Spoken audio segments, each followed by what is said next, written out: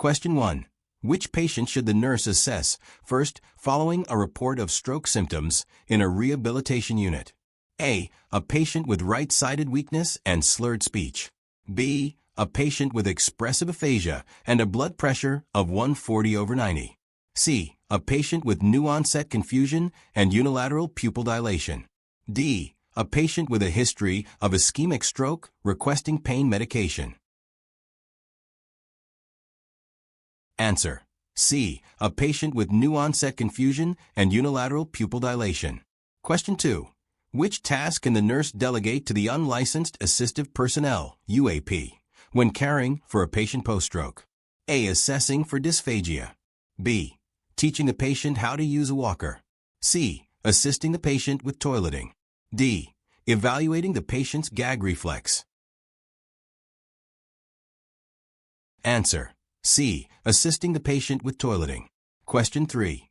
The nurse enters the room of a stroke patient and finds the client coughing during a meal. What is the priority action? A. Encourage the patient to continue eating slowly. B. Offer thickened liquids instead of solids. C. Stop the meal and notify the provider. D. Perform oral suctioning. Answer. C. Stop the meal and notify the provider. Question 4. Which statement by the nurse best demonstrates effective delegation regarding stroke care? A. LPN. Perform a full neurological assessment on Mr. Brown. B. UAP. Teach Mr. Green how to use the transfer board. C. LPN. Monitor Mr. Smith's vital signs every 2 hours. D. UAP. Assess Mr. Taylor's swallowing ability before breakfast. Answer. C. LPN. Monitor Mr. Smith's vital signs every 2 hours. Question 5. A patient with a hemorrhagic stroke has a sudden increase in intracranial pressure, ICP. Which finding is most concerning? A. Increased respiratory rate. B. Elevated blood pressure and bradycardia. C. Muscle rigidity in the arms and legs. D. Headache rated 6 out of 10. Answer. B. Elevated blood pressure and bradycardia. Question 6. Which of the following is a nursing priority for a stroke patient at risk for aspiration? A. Encouraging the patient to eat independently. B. Providing thickened liquids. C. Offering meals in a reclining chair. D. Allowing the patient to drink through a straw. Answer. B. Providing thickened liquids. Question 7. The nurse is caring for a stroke patient who becomes increasingly drowsy. What is the nurse's best initial action? A. Recheck the patient's glucose level. B. Increase the head of the bed. C. Notify the healthcare provider immediately. D. Apply oxygen via nasal cannula. Answer. C. Notify the healthcare provider immediately. Question 8. What is the best rationale for placing a stroke patient on aspiration precautions? A. To promote independence with feeding. B. To reduce the risk of pneumonia. C. To maintain fluid balance. D. To enhance nutritional intake. Answer. B. To reduce the risk of pneumonia. Question 9. Which intervention is appropriate for the nurse to assign to an experienced LPN caring for a stable stroke patient? A. Perform discharge teaching. B. Develop a care plan. C. Administer oral medications. D. Evaluate swallowing ability. Answer. C. Administer oral medications. Question 10. Which of the following actions best reduces the risk of falls in a stroke patient with left-sided weakness? A. Placing the call light on the left side. B. Encouraging independent ambulation. C. Keeping frequently used items on the right side. D. Lowering the bed and raising all side rails. Answer. C. Keeping frequently used items on the right side. Question 11. A nurse assesses a patient 2 hours after receiving TPA. Which finding requires immediate attention? A. Blood pressure of 150/86. B. Mild headache. C. Sudden confusion. D. Slurred speech. Answer: C. Sudden confusion. Question 12. What is the most important reason to assess a stroke patient's gag reflex before oral intake? A. To evaluate vocal cord function. B. To assess for tongue movement. C. To prevent aspiration. D. To detect signs of aphasia. Answer: C. To prevent aspiration. Question 13. A patient recovering from stroke expresses frustration during communication attempts. What is the nurse's best response? A. Would you like to rest and try again later? B. Why don't you try to speak more clearly? C. I understand this is difficult. Take your time. D. You'll be able to talk normally soon. Answer: C. I understand this is difficult. Take your time. Question 14. A nurse is teaching stroke prevention. Which risk factor should be emphasized as modifiable? A. Age over 65. B. Family history. C. Hypertension. D. Gender. Answer: C. Hypertension. Question 15. A UAP reports that a stroke patient is drooling and has wet clothing. What should the nurse do first? A. Notify the provider. B. Assess the patient's swallowing ability. C. Ask the UAP to change the patient's clothing. D. Suction the oral cavity. Answer: B. Assess the patient's swallowing ability. Question 16. Which instruction is most appropriate when teaching a patient with right-sided hemiparesis to dress? A. Use your left hand to put on all clothing. B. Dress the affected side last to promote independence. C. Dress the affected side first for easier movement. D. Have someone assist you fully with dressing. Answer: C. Dress the affected side first for easier movement. Question 17. A nurse is preparing to discharge a stroke patient. Which referral is most appropriate to promote long-term independence? A. Home health nursing. B. Speech-language pathology. C. Occupational therapy. D. Social services. Answer: C. Occupational therapy. Question 18. A nurse receives 4 post-stroke patients. Which patient requires immediate assessment? A. Patient with expressive aphasia and 98% O2 saturation. B. Patient reporting a new, severe headache. C. Patient requesting assistance with feeding. D. Patient who refuses physical therapy. Answer: B. Patient reporting a new, severe headache. Question 19. Which assessment finding suggests a stroke patient has improved swallowing ability? A. Frequent coughing during meals. B. Absence of drooling after swallowing. C. Refusal to eat solid foods. D. Weight loss of 5 pounds in a week.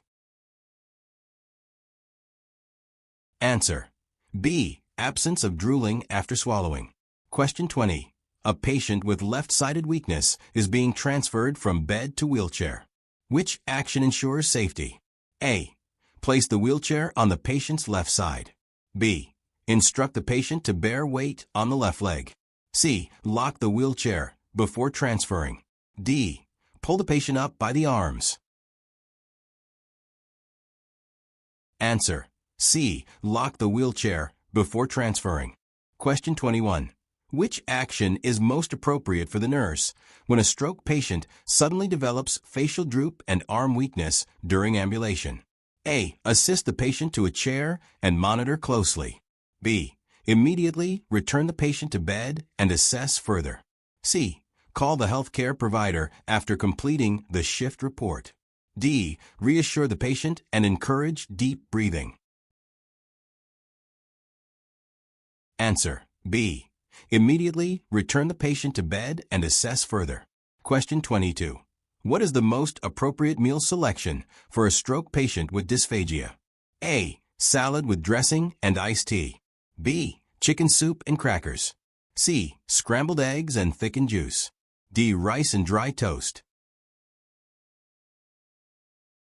Answer: C. Scrambled eggs and thickened juice. Question 23.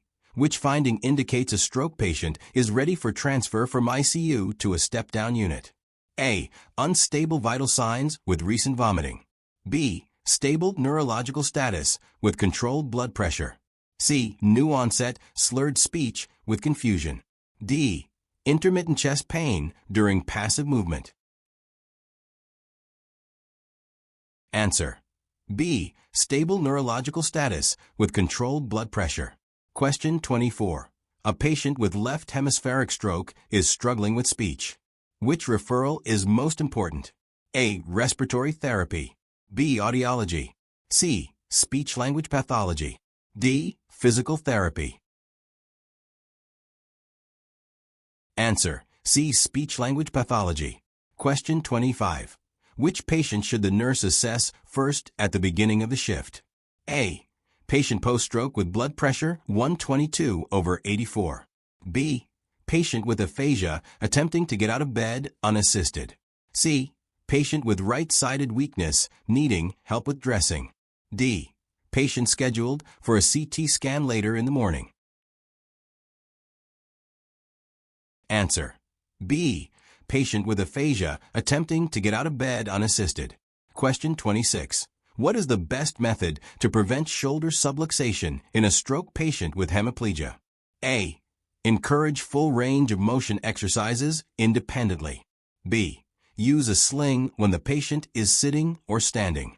C. Apply hot packs to the shoulder twice daily. D. Position the arm across the chest at all times. Answer: B. Use a sling when the patient is sitting or standing. Question 27. A stroke patient reports new numbness in the unaffected leg. What is the nurse's priority action? A. Document the finding and monitor. B. Notify the healthcare provider immediately. C. Reassure the patient and offer emotional support. D. Elevate the leg and reassess in 30 minutes. Answer: B. Notify the healthcare provider immediately. Question 28. Which instruction is essential when teaching a family member how to communicate with a patient with receptive aphasia? A. Speak louder and more clearly to the patient. B. Avoid gestures as they may confuse the patient. C. Use simple short phrases and visual cues. D. Give multiple step instructions to promote memory.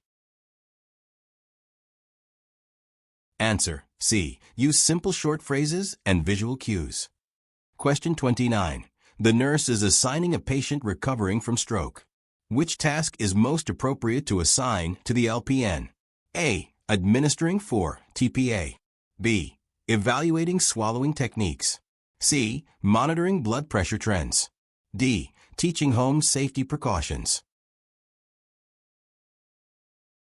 Answer: C. Monitoring blood pressure trends.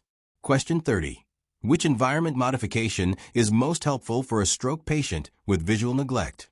A. Place all items on the affected side. B. Provide brightly lit surroundings. C. Approach the patient from the unaffected side. D. Use contrasting colored linens and furniture. Answer: C. Approach the patient from the unaffected side. Question 31. A nurse notes a sudden drop in level of consciousness in a post-stroke patient. What is the first action? A. Increase 4 fluids. B. Perform a quick neurocheck. C. Administer oxygen via mask. D. Call the rapid response team. Answer: D. Call the rapid response team. Question 32. Which activity is safest for the UAP to perform when assisting a stroke patient with mobility? A. Teaching the patient how to pivot during transfer. B. Assisting the patient with ambulation using a gait belt. C. Assessing the patient's gait and balance. D. Documenting changes in motor strength. Answer: B. Assisting the patient with ambulation using a gait belt. Question 33. What is the best strategy for preventing skin breakdown in a bedbound stroke patient? A. Use of emollient creams twice daily. B. Encourage fluid intake every hour. C. Repositioning the patient every 2 hours. D. Apply barrier creams after each meal. Answer: C. Repositioning the patient every 2 hours. Question 34. Which statement by a caregiver indicates understanding of stroke rehabilitation? A. We expect full recovery in a few weeks. B. Rehabilitation starts once the patient returns home. C. Every stroke patient has the same recovery path. D. Recovery varies and rehab must begin early. Answer: D. Recovery varies and rehab must begin early. Question 35. A nurse identifies a stroke patient as a fall risk. Which intervention is most effective? A. Place bed in high position for easy access. B. Keep lights off to promote rest. C. Use non-slip footwear during ambulation. D. Place the call bell out of reach to prevent unnecessary movement. Answer: C. Use non-slip footwear during ambulation. Question 36. A stroke patient develops increased restlessness and a sudden headache. What is the most appropriate response? A. Ask the patient to describe the headache. B. Administer ordered pain medication. C. Notify the provider immediately. D. Encourage fluids and monitor closely. Answer: C. Notify the provider immediately. Question 37. The nurse teaches a stroke survivor with hemianopsia. Which teaching strategy is best? A. Approach the patient from the affected side. B. Encourage scanning the full visual field. C. Dim lights to reduce eye strain. D. Use photos only on the unaffected side. Answer: B. Encourage scanning the full visual field. Question 38. Which intervention is most appropriate during a home visit for a stroke patient with poor mobility? A. Remove throw rugs and clutter from walkways. B. Recommend complete bed rest for recovery. C. Install raised door thresholds. D. Encourage use of soft slippers indoors. Answer: A. Remove throw rugs and clutter from walkways. Question 39. Which communication technique is most effective for a patient with global aphasia? A. Speak quickly to maintain attention. B. Use written instructions and gestures. C. Ask yes or no questions only. D. Avoid repeating information. Answer: B. Use written instructions and gestures. Question 40. Which assessment finding requires immediate intervention for a stroke patient with a PEG tube? A. Tube feeding residual of 50 milliliters. B. Skin redness around the insertion site. C. New onset of coughing during feeding. D. Tolerating full-strength formula well. Answer: C. New onset of coughing during feeding.